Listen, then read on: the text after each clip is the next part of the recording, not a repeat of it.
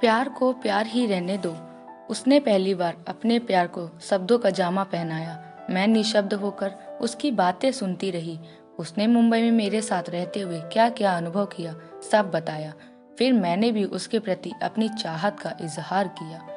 समय के अंतराल में अलहड़ प्रेम की नदी के परिपक्व दोस्ती के समुद्र का रूप ले लिया, जिसमें ठहराव था, गहराई थी। इसका पूरा श्रेय श्याम को जाता है, जिसने मेरे पूरे अस्तित्व को ही अपने में समेट लिया था।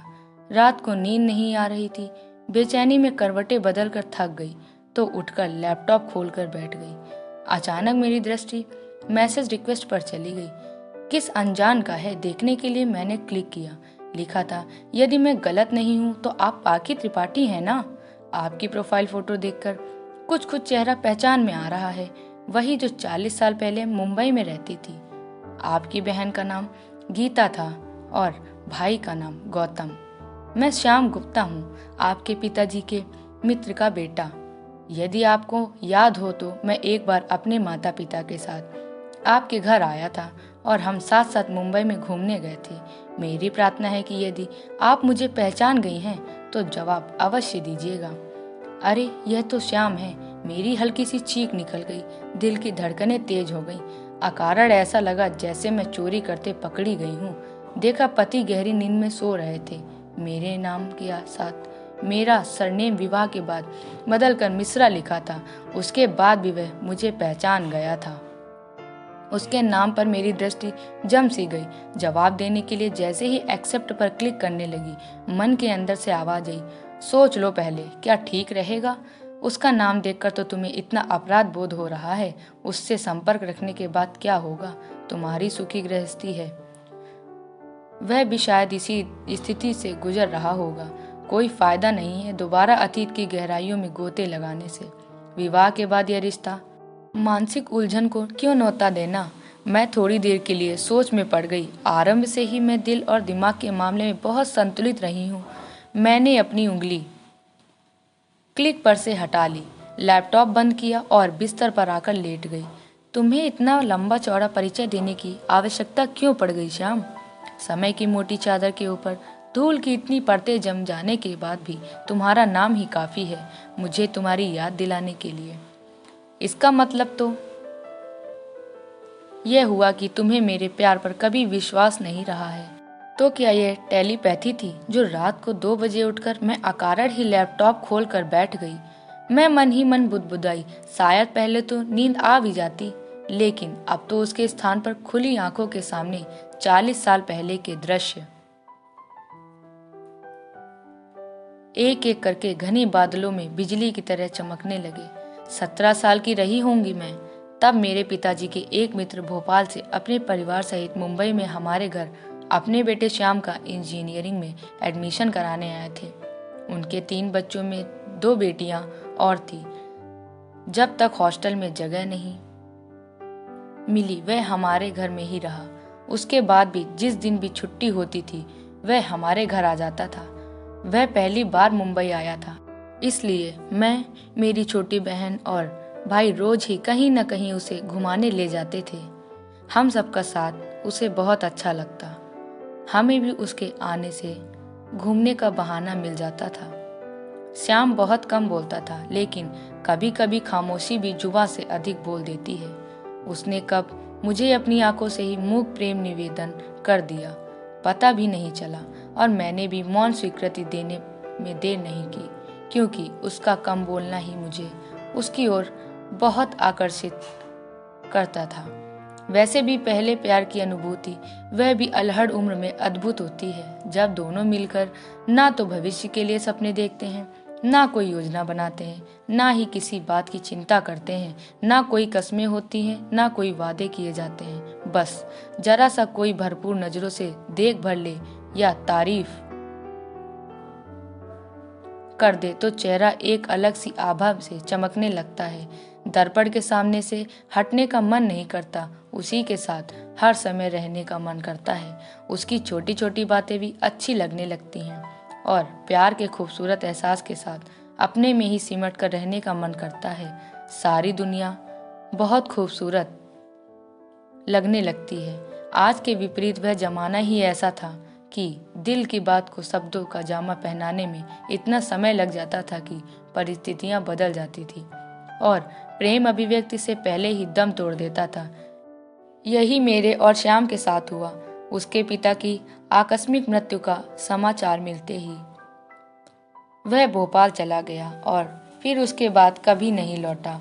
उस जमाने में संपर्क करना इतना आसान नहीं था, पत्रों का ही सहारा था।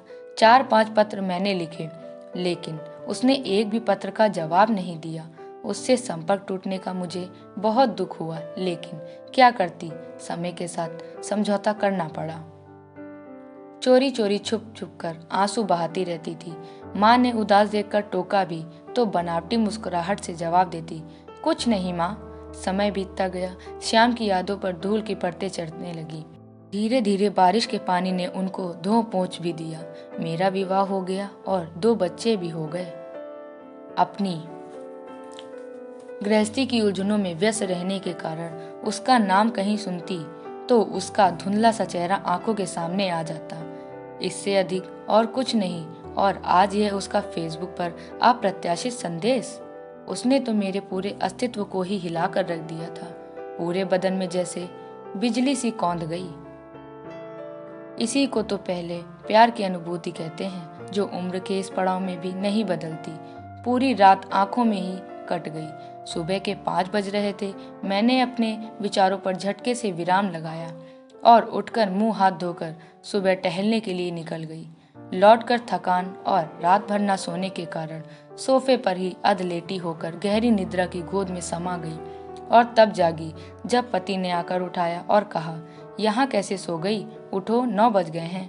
मैं हड़बड़ा कर उठी और रात की घटना याद करके ऐसा लगा जैसे कोई सपना देखा हो। श्याम के संदेश ने मेरे मन में हलचल तो मचा दी थी, लेकिन अपने निर्णय पर अडिग रहकर उसके संदेश का उत्तर नहीं दिया। यह क्या 4 दिन बाद ही फिर वही संदेश। इस बार मेरा मन डोल गया और मैंने अपने मन को समझाया, बात करने में हर्ज ही क्या है, देखूं तो सही वह क्या कहना चाहता है। इतने सालों बाद उसके जीवन में क्या परिवर्तन आया है। मैंने एक्सेप्ट पर क्लिक किया और जवाब में थोड़ा बनावटी रोज दिखाते हुए लिखा, हाँ तुमने सही पहचाना, मैं पाखी त्रिपाठी ही हूँ। इतने सालों बाद तुम्हें कैसे मेरी याद आई। याद तो उसकी आती है जिसे भूला गया हो, मैं तो तुम्हें कभी भूला ही नहीं। उसने सादगी से जवाब लिखा। यह अप्रत्याशित उत्तर सुनकर अपनी बढ़ी हुई धड़कनों को कंट्रोल करके मैंने उसी अंदाज में पूछा, फिर मेरे पत्रों का जवाब क्यों नहीं दिया। पिताजी के देहांत के बाद घर की पूरी जिम्मेदारी मेरे ऊपर आ गई थी। माँ पढ़ी लिखी तो नहीं थी, बहनें बहुत छोटी थी। घर का खर्च चलाने के लिए मुझे अपनी पढ़ाई के बीच में छोड़नी पड़ी। जीवन को नए सिरे से जीना था। पिताजी के रिक्त स्थान पर मुझे मेरी योग्यता अनुसार नौकरी तो मिल गई, लेकिन वेतन इतना कम मिलता था कि घर का खर्च चलाना भी कठिन था। उस समय इतनी उलझनों के बीच तुम्हारे पत्रों की भाषा समझने वाला कोमल दिल पाषाण की तरह कठोर हो गया था। सब कुछ बेमानी लगने लगा था। उफ, इतनी तकलीफें झेली तुमने, मुझे बताते तो। मैंने उदास मन से उत्तर दिया तो उसने बीच में ही बात काट कर लिखा, क्या फायदा होता, तुम्हें भी दुख ही पहुंचता। जब पूरा भविष्य ही अंधकार में लग रहा था तब अपनी खुशी के बारे में तो सोच भी नहीं सकता था। लेकिन 2 साल बाद मैं ऑफिस के काम से मुंबई गया तो तुम्हारे घर भी गया था, लेकिन तब तक तुम लोग वहां से जा चुके थे। उसके बाद कैसे संपर्क करता तुमसे। काश उस जमाने में भी मोबाइल होता तो कितना अच्छा होता। हाँ, पिताजी का ट्रांसफर हो गया था। मैंने लंबी सांस लेते हुए कहा, और तुम कैसी हो। ठीक हूँ, फिर बात करते हैं। मेरा मन अजीब सी उदासी से घिर गया था, इसलिए मैंने संक्षिप्त उत्तर दिया और ऑफलाइन हो गई। मन बहुत उदास हो गया था, आंखों में आंसू छलछला आए। सोचने लगी तकदीर भी क्या क्या रंग दिखाती है। कोई भी घटना अकारण नहीं घटती। श्याम मेरी फ्रेंड लिस्ट में स्थान ले चुका था। 3-4 बार की चैटिंग से ही हमने एक दूसरे के परिवार के बारे में काफी कुछ जान लिया था। उसकी 2 बेटियां ही थी। पत्नी बहुत अच्छी थी, लेकिन मेरा स्थान उसके जीवन में रिक्त ही रहा। यही मेरे साथ हुआ था। पति के नीरस स्वभाव के कारण दिल का कोना खाली ही रहा। एक दिन उसने मेरा मोबाइल नंबर मांगा। पहले तो मैंने कई बार टाला, लेकिन उसके बार बार आग्रह ने और पुराने जमाने के विपरीत आधुनिक पुरुष स्त्री के बीच दोस्ती के संबंध वाली सोच ने मुझे दुस्साहसी बनने पर मजबूर कर दिया। इतने वर्षों बाद जब उसकी आवाज़ मैंने फ़ोन पर सुनी तो लगा कि मूक प्रेम निवेदन मुखरित हो गया था। उसने पहली बार अपने प्यार को शब्दों का जामा पहनाया। मैं निशब्द होकर उसकी बातें सुनती रही। उसने मुंबई में मेरे साथ रहते हुए क्या क्या अनुभव किया सब बताया। फिर मैंने भी उसके प्रति अपनी चाहत का इजहार किया। समय के अंतराल में अलहड़ प्रेम की नदी ने परिपक्व दोस्ती के समुद्र का रूप ले लिया, जिसमें ठहराव था, गहराई थी। इसका पूरा श्रेय श्याम को जाता है, जिसने मेरे पूरे अस्तित्व को ही अपने में समेट लिया था। उम्र के इस पड़ाव में जब मैं वैवाहिक जीवन के कर्तव्यों का बोझ ढोते ढोते थक गई थी, शरीर में शिथिलता आने के कारण जीवन खालीपन और नीरसता से व्याप्त हो गया था। वह श्याम की बातों से सरसता, नई ऊर्जा और उमंग से सराबोर हो गया था। जब कभी वह कहता, पाखी तुम्हारी हंसी बहुत प्यारी है, या मेरी फोटो देखकर कहता, आज भी तुम उतनी ही सुंदर लगती हो, तो मुझे अपने पर गर्व होने लगता, यह सोचकर कि आज भी मैं किसी की यादों में बसी हूँ। मुझे अपना पूरा अस्तित्व ही महत्वपूर्ण और अर्थपूर्ण लगने लगता। हम दोनों ने ही एक दूसरे को देखने की स्वाभाविक इच्छा प्रकट की, तो मेरे कुछ कहने से पहले ही उसने कहा, मैं कभी इंदौर किसी काम से आया तो तुमसे जरूर मिलूंगा। मेरे एक दो दूर के रिश्तेदार वहां रहते हैं। जहां चाह वहां राह वाली कहावत चरितार्थ करते हुए वह वक्त भी आ गया जब किसी विवाह समारोह में आने का निमंत्रण मिलने पर वह इंदौर आया। वो समय निकालकर मेरे घर भी अपनी पत्नी के साथ आया। मेरे पति घर में ही थे। 2 घंटे हमने एक साथ बिताए। हमारे लिए कितना कठिन था एक दूसरे के सामने औपचारिकता का नाटक करना। मैंने देखा बाहरी आवरण में तो उसमें बहुत परिवर्तन आ गया था, लेकिन उसकी बोलती आंखें जैसे अभी भी 40 साल पहले की तरह मूक प्रेम निवेदन कर रही थी। दोनों के हाव भाव से लगा कि नहीं कि हम साल भर से लगातार संपर्क में हैं और हमारे मन के अंदर कितनी हलचल मची हुई है। अभी तक तो सुना था कि जब 2 लोग एक दूसरे को शिद्दत से चाहते हैं तो सारी कायनात उन्हें मिलाने में जुट जाती है, लेकिन अब यह अनुभव कर रही थी। पर क्या लाभ ऐसे मिलने का, परिस्थितियां बदल गई हैं। विवाह के बाद ऐसे रिश्ते अनैतिक माने जाते हैं, लेकिन विवाह तो एक समझौता होता है। प्यार का एहसास तो इस रिश्ते से बहुत परे होता है। फिर इसको समाज ने अनैतिकता के दायरे में क्यों कैद रखा? शरीर कैद हो सकता है, लेकिन एहसास के 2 पंख होते हैं। वह तो कभी भी आजाद होकर खुले आसमान में विचरण करने लगता है। मैं मन ही मन बुदबुदाई। वैसे भी मैं आरंभ से ही खुले विचारों की रही हूँ। पति परमेश्वर वाली मानसिक संकीर्णता मुझे पसंद नहीं। श्याम ने मेरी इस सोच को और भी हवा दे दी थी। वह चला गया, लेकिन अपने पीछे एक एहसास छोड़ गया जो किसी रिश्ते का मोहताज नहीं है, जिसकी प्रतिक्रिया स्वरूप हम दोनों के बीच की दूरियां अर्थहीन हो गई थी। मशहूर गीतकार गुलजार ने प्यार की परिभाषा को अपने एक गीत में बहुत भावपूर्ण तरीके से अभिव्यक्त किया है। सिर्फ एहसास है, ये रूह से महसूस करो, प्यार को प्यार ही रहने दो, कोई नाम ना दो।